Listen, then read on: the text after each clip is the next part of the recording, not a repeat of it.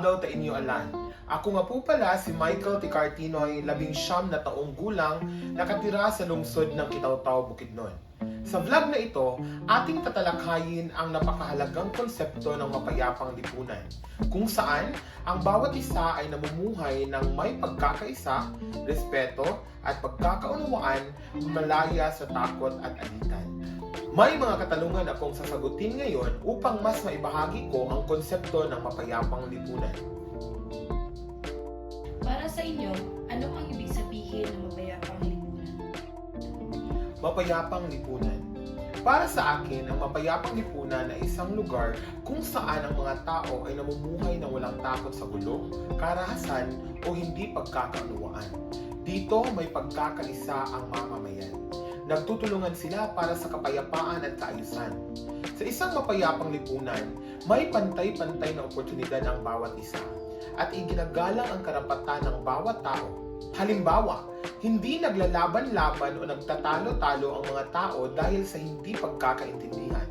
Sa halip, nagkakaisa sila para sa ikabubuti ng lahat. Paano nakatutulong ang wika sa pagbuo ng pagkakaunawaan? Ang wika ay parang tulay na nag-uugnay sa puso at isipan ng mga tao. Sa pamamagitan ng wika, na ipapahayag natin ang ating mga iniisip, damdamin at pangangailangan. Kapag maganda ang gamit na wika, malinaw, maayos at magalang, naiiwasan ang gulo o alitan dahil nagkakaintindihan ang bawat isa. Halimbawa, kapag may problema, mas mabilis itong naaayos kapag gumagamit tayo ng wika na naiintindihan ng lahat at may pakikiramay at respeto sa isa't isa. Anong aspeto ng ating kultura ang nagpapalalim ng respeto sa kapwa?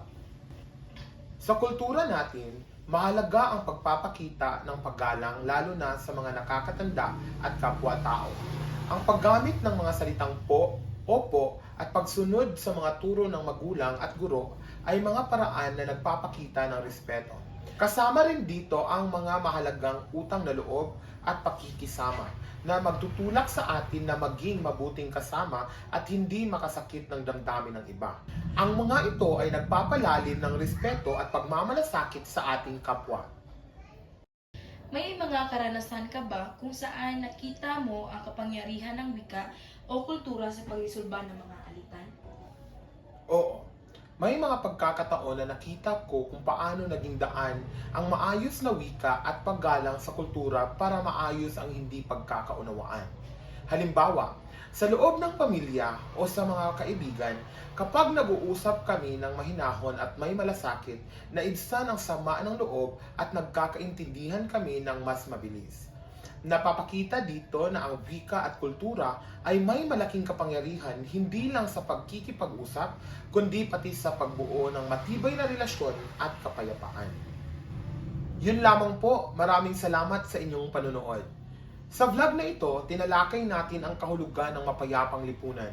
Isang lugar kung saan may pagkakaisa at pagkakaunawaan ang lahat, malaya sa gulo o karahasan. Napag-usapan din natin kung paano nakatutulong ang wika para magbuo ng pagkakaintindihan at kung paano ang kultura natin ay nagpapalalim sa respeto sa kapwa. Ibinahagi ko rin ang aking karanasan kung saan nakita ko ang kapangyarihan ng maayos na wika at paggalang sa pagresolba ng alitan. Sana ay may natutunan kayo at mas naunawaan ang halaga ng wika, kultura at respeto para sa isang mapayapang lipunan. Hanggang sa muli, paalam!